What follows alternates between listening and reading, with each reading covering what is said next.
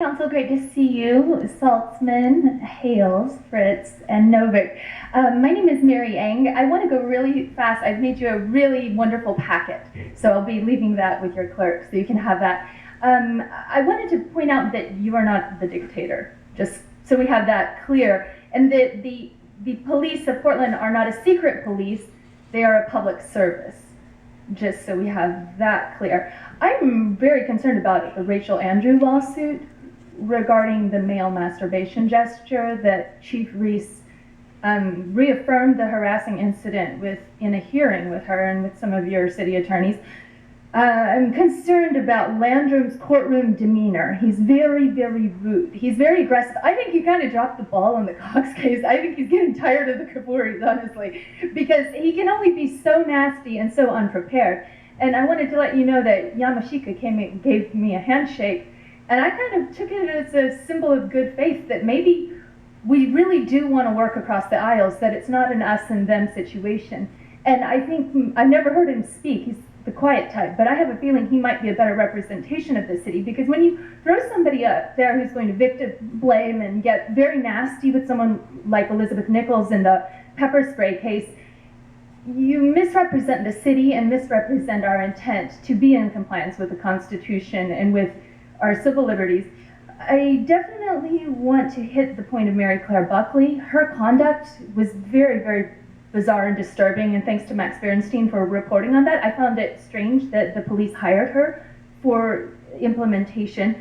I wanted to bring up the Kruger thing has got us as like a neo-Nazi website tour guide for great cities to be a neo-Nazi. We're making it into the neo-Nazi blogosphere with our irresponsible attitude towards Kruger.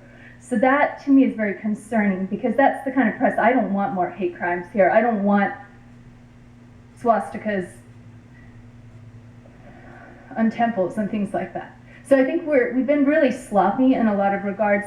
But Michael Simon's a really nice guy, and I think you should get to know him and overcome your trepidation. Like they say, write an email, write a letter, give him a phone call. He's so nice. He's very funny. He talked about Foucault. He lived in Los Angeles and New York. He's a very well-traveled conversational guy. He's actually related to Neil Simon, the great comic writer, and his dad wrote for Different Strokes, which I found really touching, and the Carol Burnett show. And you might find that you like him and that we could build community here without any kind of adversarial, overwhelming appeal. I'm sure you have more Kafuri lawsuits to be fighting with your city attorneys, so why drain your resources when you probably have some very serious instances of brutality to address?